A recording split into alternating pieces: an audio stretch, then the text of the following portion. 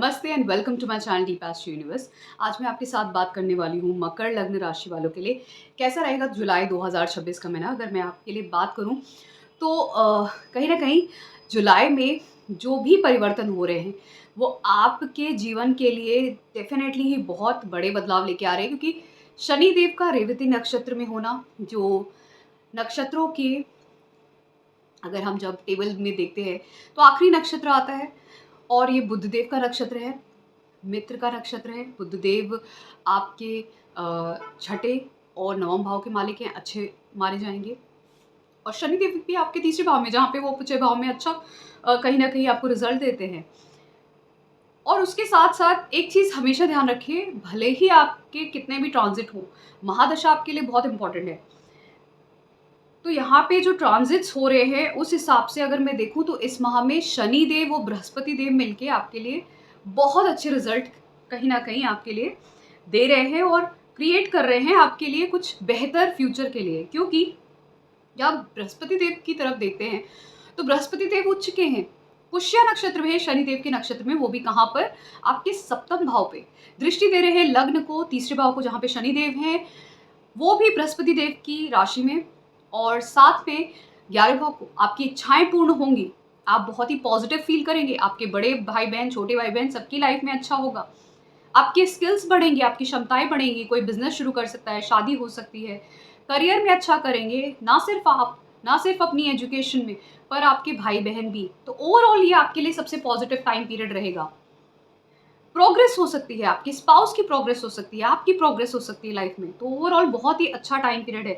शनि देव अगर आपको कोई भी डिफिकल्टी दे रहे थे, देखिए शनि देव जो अपने नक्षत्र में थे ना, अपने नक्षत्र में होना अच्छी बात होती है, तीसरे भाव में कहीं ना कहीं उपचय भाव में थे, हैं भी अभी, तो कहीं ना कहीं वो आपकी क्षमताएं बढ़ा रहे हैं, अच्छा करते हैं, वहाँ पे नई शुरुआत करवाते हैं जीवन में। पर प्रॉब्लम ये होती है अपने नक्षत्र में रहते हुए, वो ऑलरेडी एक स्लो प्लैनेट है और स्लो कर दिया कामों को। अब आपको लग रहा हो शनि देव बड़ा धीमे धीमे हर चीज़ करा रहे हैं, आपकी इच्छाएं बहुत है, जल्दी जल्दी काम हो जाए, वो चीज़ जल्दी नहीं हो पा रही है, क्योंकि यहाँ पे शुरुआत आपके जीवन में बहुत सारी होंगी, नई नई शुरुआत होगी। तीसरे भाव में नई नई शुरुआत होती है जीवन में, चाहे वो आपके एजुकेशन से हो, रिलेशनशिप से जुड़ी हो, क्योंकि पंचम भाव को तीसरी दृष्टि से देख रहे हैं, या फिर आपके कोई भी प्रोडक्ट डिजाइनिंग, सेलिंग का काम करते हैं, क्रिएटिविटी का काम है, स्किल से जुड़ा हुआ कोई काम है, बच्चों से जुड़ा हुआ कोई काम है, एजुकेशन से जुड़ा हुआ कोई काम है, रिलेशनशिप, ये सब चीज़ें धीमे धीमे हो रही थी, अब अचानक से होंगी वहाँ पे प्रोग्रेस।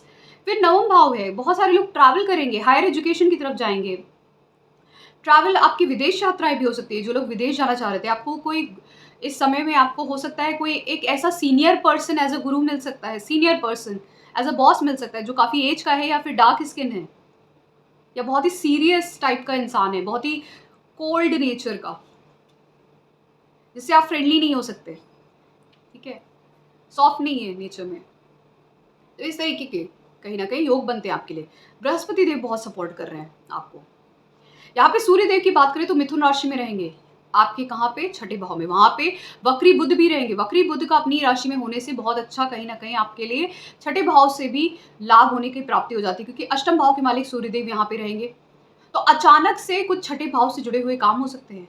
दोनों का कॉम्बिनेशन अगर अष्टम भाव और छठे भाव को करे, तो जो लोग मेडिकल की फील्ड में है, इंश्योरेंस, सीए, फाइनेंस की फील्ड में है, कुछ ऐसे रिसर्च एनालिसिस जैसे फील्ड में है, वहाँ पे अचानक से आपको लाभ मिल सकता है, चाहे वो गवर्नमेंट से जुड़ा हुआ हो, चाहे आप पब्लिक सर्विसेज में जाने के लिए तैयारी कर रहे हो। और यहाँ पे वैसे भी छठे भाव में जब क्रूर ग्रह आते हैं तो आपका परिश्रम और मेहनत बढ़ जाती है, आप बहुत अच्छा परफॉर्म करते हैं, लेट नाइट जाग सकते हैं, ट्रैवल्स हो सकते हैं, आपके खर्चे हो सकते हैं। हेल्थ इशू पे बस ध्यान दीजिएगा, यहाँ पे हेडेक हो सकता है, जिनको थोड़ा सा भी हेडेक या फिर नर्व्स रिलेटेड प्रॉब्लम्स हैं वो हो सकती है, पर फिर भी ये बहुत ही पॉजिटिव टाइम पीरियड रहेगा आपके लिए। खासकर जो मैथमेटिक्स और कैलकुलेशन से जुड़े हुए, एनालिसिस से जुड़े हुए काम करते हैं, उनके लिए बहुत अच्छा समय है, क्योंकि यहाँ पे बुध देव बहुत ही ज़्यादा सपोर्टिव है। जिनको भी डॉक्यूमेंटेशन फॉरेन से रिलेटेड टू या कुछ और डॉक्यूमेंटेशन के काम है, जिन लोगों पे कोई कोर्ट केस, लिटिगेशन भी चला था, EMI के इश्यूज भी चले थे, उनके भी केसेस सॉर्ट आउट होते हुए दिखेंगे। वहाँ पे कुछ डॉक्यूमेंटेशन हो सकता है उससे जुड़ा हुआ, या फिर आप स्वयं कुछ ऐसा प्रॉपर्टी या कुछ इनहेरिटेंस का काम या कुछ आपने इंश्योरेंस FD करवा रहे हो, तो वो डॉक्यूमेंटेशन का भी काम आप इस समय में कर सकते हैं। फिर उसी वक्त सूर्यदेव चले जाएंगे आपके 16 जुलाई को कर्क राशि में, बृहस्पति देव के साथ सप्तम भाव में। अब अष्टम भाव का मालिक सप्तम भाव में रहेगा, ये तो अच्छा नहीं माना गया, खराब माना गया है, पर खराब कैसे हो गया? यहाँ पे तो उच्च के बृहस्पति बैठे हैं, तो वो उसकी जो भी नेगेटिविटी है उसको तो रिड्यूस कर देंगे, तो अब तो वो पॉजिटिव हो गया। फिर साथ में जो छठे भाव में बुध हैं, वो भी वक्री होते हुए अपनी ही राशि में बैठे हुए हैं, तो छठा भाव भी अच्छा है, पॉजिटिव है। फिर बाद में मार्गी भी हो जाएंगे 24 जुलाई को, तो पॉजिटिव ही है, छठा भाव भी पॉजिटिव हो गया, अष्टम भाव का मालिक भी पॉजिटिव हो गया, क्योंकि सप्तम भाव में आते ही उसको नेगेटिव होना चाहिए था, अपने से 12वें में जा रहा है और सप्तम भाव को डिस्टर्ब करे, बट सप्तम भाव में ऑलरेडी उच्च के बृहस्पति बैठे हुए हैं। हो सकता है जो लोग मैरिड हैं, कुछ इश्यूज वहां पे आ सकते हैं, ईगो क्लैशेस हो सकते हैं, कुछ डिस्टर्बेंस हो सकता है, लेकिन ध्यान रखिए सूर्य बृहस्पति भी मित्र हैं आपस में। कुछ अगर इशू आता भी है जॉइंट सोर्स ऑफ इनकम की वजह से, इनहेरिटेंस की वजह से, सामने कोई ऑपोजिट जेंडर उसकी वजह से, बिजनेस में वो भी सॉर्ट आउट हो जाएगा, कोई इशू रहेगा ही नहीं, आपको पता ही नहीं चलेगा इशू आया और कब चला गया। ठीक है, हो सकता है आपको कोई धन मिला कहीं से भी अचानक से, आपने उसको इन्वेस्ट कर दिया। कहाँ पे इन्वेस्ट कर दिया? घर खरीदने में, बिजनेस स्टार्ट करने में, कुछ ऐसा। अचानक से आपको कोई ट्रैवल हो गया, अचानक से आपको कोई करियर में अच्छी पोजीशन मिल गई। जो लोग गवर्नमेंट सर्विसेज की तैयारी कर रहे थे या कुछ अच्छे बड़े पद की तैयारी कर रहे थे, अचानक से शादी हो सकती है, पर आपकी डिफिकल्टीज के बाद कुछ ऐसी सिचुएशन यहाँ पे दिखती है। फिर उसके बाद अगर आप ध्यान देंगे तो शुक्र देव इस वक्त आपके सिंह राशि में है, केतु के साथ है। राहु इस वक्त आपके दूसरे भाव में, राहु दूसरे भाव में होते हैं तो ऐसे लोगों का, मैं अगर बोलूँ तो राहु दृष्टि दे रहे छठे और दसम भाव में, करियर में ग्रोथ होती है, धन बढ़ता है, परिवार में भी आपका थोड़ा मान सम्मान बढ़ता है, लेकिन उसमें क्या होता है कि आपके फूड हैबिट्स थोड़े डिस्टर्ब हो जाते हैं। आप हो सकता है जंक फूड खाना स्टार्ट कर दें, कोई आपको सडन बहुत मैंने एडिक्शन देखे लोगों को। एडिक्शन को मैं हर वक्त मैं ये नहीं बोलूँगी कि सिर्फ स्मोकिंग ड्रिंकिंग के ही एडिक्शन है, बहुत लोगों को कॉफ़ी टी का भी एडिक्शन हो जाता है, तो ऐसे एडिक्शन हो सकते हैं, बट उन एडिक्शन से आपको बचना है, क्योंकि छठा भाव भी एक्टिवेट होता है राहु से, तो अक्सर ऐसे लोगों को हेल्थ इश्यूज़ बहुत ख़राब हो जाते हैं। हेल्थ इश्यूज़ में राहु जब हेल्थ इश्यूज़ देता है ना, तो वो बहुत ही क्रॉनिक हेल्थ इशू होती है। सेम जुपिटर को भी लोग बहुत ही लाइटली लेते हैं, बट राहु यहाँ पे आपको दूसरे भाव में रहते हुए फेस पे जितने भी यहाँ पे इस एरिया में कोई प्रॉब्लम है वो यहाँ पे वो देख सकता है। ठीक है, तो आपको उस चीज़ पे ध्यान देना है। और केतु और शुक्र आपके अष्टम भाव में है। देखिए, लोग कहते हैं केतु शुक्र आपका धन जा सकता है, डेफिनेटली धन जाएगा यहाँ पे केतु और शुक्र का, बट केतु शुक्र धन देता भी है, धन होना भी तो चाहिए तो जाएगा। और राहु सामने से दृष्टि दे रहा है, तो आपके कंफर्ट्स पे आपके पैसे जरूर खर्च होंगे, आप इंजॉय करेंगे, कंफर्ट्स पे पैसे खर्च, लेकिन धन आएगा भी, आपको अचानक से धन मिल सकता है, धन का लाभ भी हो सकता है। शुक्र और केतु आपके अष्टम भाव में, जो लोग सर्जन हैं, डॉक्टर की फील्ड में है, हीलिंग की फील्ड में है, वो बहुत अच्छा करेंगे इस समय में। इंश्योरेंस एफडी कराएंगे तो वहां से आपको बेनिफिट्स होते हुए दिखेंगे, अचानक से आपको दूसरों से पैसा मिल सकता है। ठीक है, ये सब चीजें पॉसिबिलिटी बहुत ज्यादा दिखती है। दूसरी अपनी इन-लॉज से, दूसरों से जब मैं कह रही हूँ तो कोई भी दूसरा हो सकता है। फिर मैं आपको अगर बात करूँ शनिदेव की, तो शनिदेव यहाँ पे तीसरे भाव में है, वो मैंने उसकी पूरी चर्चा कर ली है। मैं मंगल की बात कर लेती हूँ। मंगल आपके वृषभ राशि में है। वृषभ राशि आपके कहाँ पे आती है? पंचम भाव में। अब मंगल जो है वो आपके चौथे भाव के मालिक बन जाते हैं, 11वें भाव के मालिक बन जाते हैं। ये पंचम भाव में है। मैं ये बोलूँगी, जब चौथे भाव का मालिक पंचम भाव से जुड़ रहा है तो उन लोगों के लिए बहुत अच्छा है जो अभी स्कूल में थे, फाइनल स्टेज पे थे, 12th तक थे, अब वो टेक्निकल एजुकेशन में जा रहे हैं, उनके लिए अच्छा है। टेक्निकल एजुकेशन की शुरुआत हो सकती है आपकी। मास्टर एमबीए करना चाहते हैं, ये मैनेजमेंट के लिए भी बहुत अच्छा होता है मंगल यहाँ पे। फिर जो लोग प्रोडक्ट डिजाइनिंग सेलिंग के काम करते हैं उनके लिए अच्छा है यहाँ पे। जो लोग ट्रेडिंग करना चाहते हैं, चौथा पंचम भाव जुड़ता है, ये ट्रेडिंग के लिए अच्छा है। 11वां भाव भी है, लाभ मिलेगा आपको, इच्छा पूर्ति हो जाएगी यहाँ पे। और क्योंकि शुक्र की राशि में मंगल बैठे हैं और शुक्र इस वक्त आपका अष्टम भाव में केतु के साथ है, मैं ये बोल सकती हूँ आपका सडन किसी के साथ अट्रैक्शन हो सकता है, और वो डीप और हिडन अट्रैक्शन होगा। डीप होगा, हिडन अट्रैक्शन होगा, क्योंकि राहु भी शुक्र को देख रहा है। राहु इस माह में शुक्र को देख रहा है। बहुत सारे लोगों के रिलेशनशिप स्टार्ट हो सकते हैं इस माह में।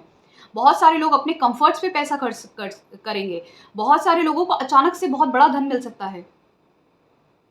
बहुत सारे लोग देखेंगे कि उनको फॉरेन ट्रैवल्स हो रहे हैं, मतलब एटलीस्ट ट्रैवल तो हो ही रहे हैं, ये फॉर श्योर है।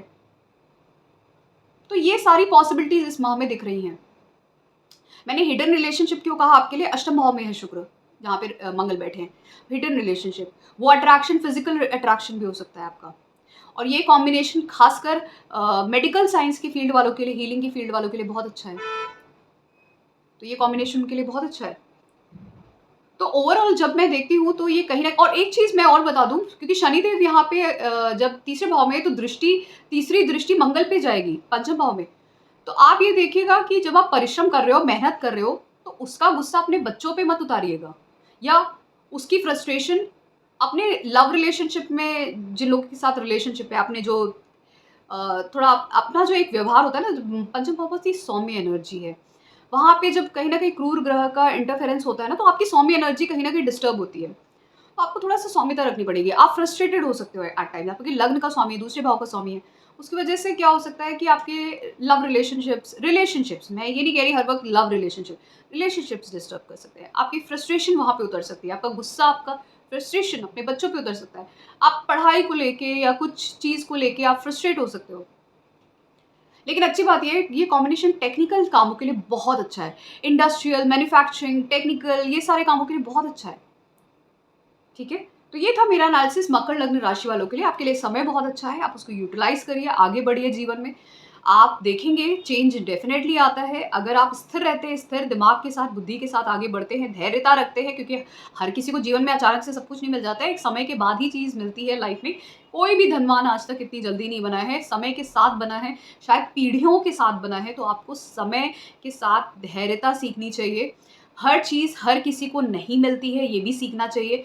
जो आपको मिला है उसमें संतुष्ट रहना चाहिए। तो ये था मेरा एनालिसिस। अगर आपको पसंद आया है please do subscribe to my channel Deep Astro Universe and for paid consultation आप मेरे व्हाट्सएप नंबर पे मुझे कॉन्टैक्ट कर सकते हैं। Thank you so much.